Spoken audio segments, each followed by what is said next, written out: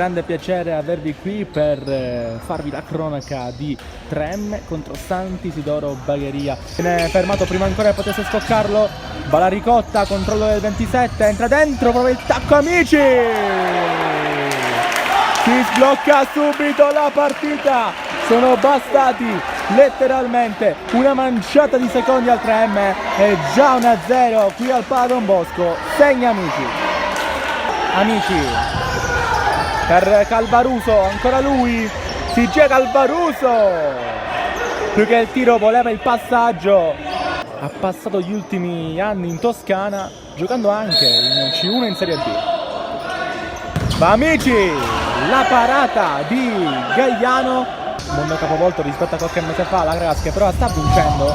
Attenzione nel frattempo a Ricotta, se ne va Ricotta, pallone al centro, Amici, sinistro che finisce sul fondo, seppur, ma ci vediamo dopo perché c'è Ricotta, l'aveva fermato qui di Ricotta, cercare un'altra volta Baucini, attenzione ancora a Ricotta, Gagliano.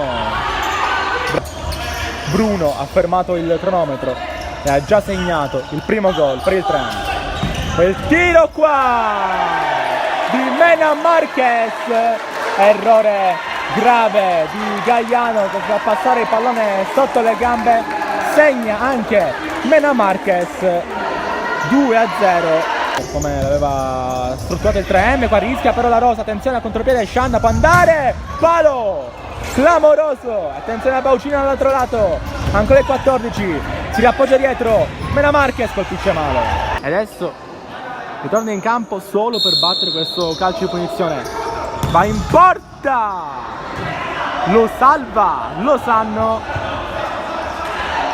bravo qui il numero 2, attento, Minnone prende palla, la Rosa, controllo e va la Rosa, che gol di la Rosa, 3-0 3M.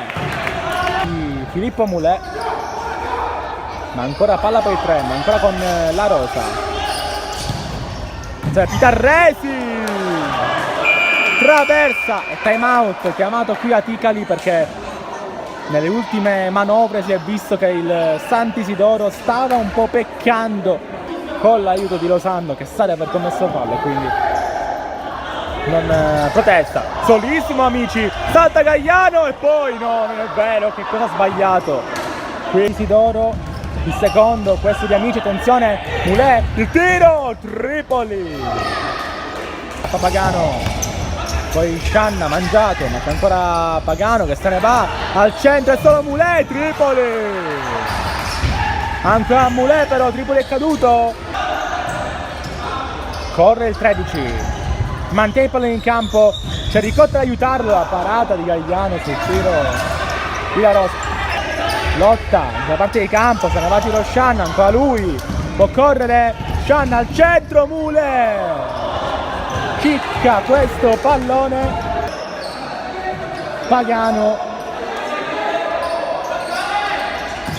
pallone per il tiro di Sardino che subentra in area il rigore e all'improvviso riapre la gara.